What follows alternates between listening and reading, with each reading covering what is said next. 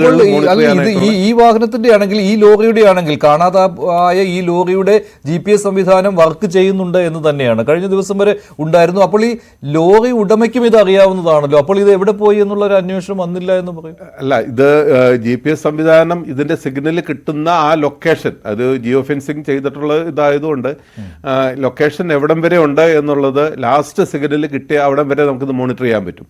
എവിടെ വെച്ചിട്ടാണ് ഇത് അപ്രത്യക്ഷമാകുന്നത്? അല്ലല്ല, നമ്മളിപ്പോൾ ഒരു ഡിസാസ്റ്റർ ഉണ്ടായി കഴിഞ്ഞതിന് ശേഷം സിഗ്നൽ കിട്ടുന്നുണ്ടെങ്കിൽ അതിനപ്പുറത്തേക്ക് ഇത് മൂവ് ചെയ്യുന്നില്ല. അവിടെ നിശ്ചലമായിട്ട് നിൽക്കുന്ന ആ സിഗ്നലാണ് കാണിക്കുന്നത്.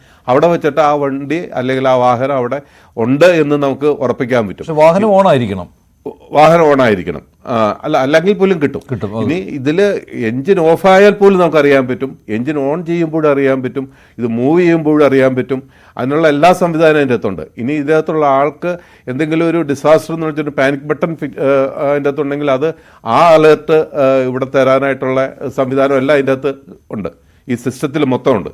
ഇനി ഏതെങ്കിലും തരത്തിൽ ഇത് സിഗ്നൽ ബ്രേക്ക് ആവുന്നത് ഈ സാറ്റലൈറ്റിൽ നിന്നുള്ള കണക്ടിവിറ്റിയും ഇതിൽ ഘടിപ്പിച്ചിട്ടുള്ള സിമ്മും കാര്യങ്ങളൊക്കെ അത് വിച്ഛേദിച്ചാൽ മാത്രമാണ് സിഗ്നൽ ഇല്ലാതാക്കുക, അല്ലെങ്കിൽ അതിന് സിഗ്നൽ ലഭ്യമാവും. ഇതിപ്പോൾ സിഗ്നൽ ഉണ്ട് എന്ന് പറയുമ്പോൾ ആ സംവിധാനം വർക്ക് ചെയ്യുന്നുണ്ടെന്നാണ് താങ്കൾക്ക് ഈ അപകടത്തിൽ എന്താണ് മനസ്സിലാവുന്നത്? ഇപ്പോൾ താങ്കളുടെ ഒരു നിഗമനം വെച്ച് നോക്കുമ്പോൾ അവിടെ വരെയുള്ള സിഗ്നൽ ലഭ്യമാവുമെന്നാണ് നമുക്കറിയാവുന്നത്.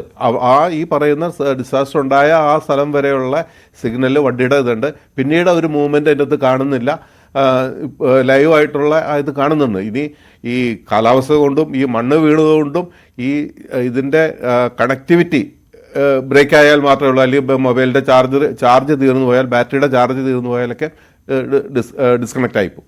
പക്ഷെ ഇത് ലൊക്കേറ്റ് ചെയ്യാൻ ഇത് എന്തായാലും സഹായിച്ചിട്ടുണ്ട്. പക്ഷെ ഇത് കഴിഞ്ഞ ദിവസം ലൊക്കേറ്റ് ചെയ്യാമായിരുന്നു ഈ കാര്യം. ഇത് ആരും അറിയാതെ പോയി എന്നുള്ളതൊരു അത്ഭുതകരമായി. അതെ, 3 ദിവസം കഴിഞ്ഞാണ് അറിയുന്നത്. അതെ, അത് ലൊക്കേറ്റ് ചെയ്യാൻ പറ്റും. അപ്പം തന്നെ നമ്മുടെ കൺട്രോൾ റൂമിൽ ബന്ധപ്പെടുകയും ഇനി ആ ഡ്രൈവർക്ക് തന്നെ അലേർട്ട് തരാമായിരുന്നു, ഇങ്ങോട്ട് ഡിസാസ്റ്റർ ഉണ്ട്, ഞാൻ ഇതിൻ്റെ അകത്ത് പെട്ടുപോയി. അയാൾക്ക് ബോധവും ഉണ്ടെങ്കിൽ, ഓർമ്മയും ഉണ്ടെങ്കിൽ അദ്ദേഹത്തിന് ഇതിൻ്റെ അകത്തെ ഇത് വഴിയുണ്ടെങ്കിൽ ഇതിലേക്ക് അലേർട്ട് തരാനുള്ള സംവിധാനമുണ്ട്.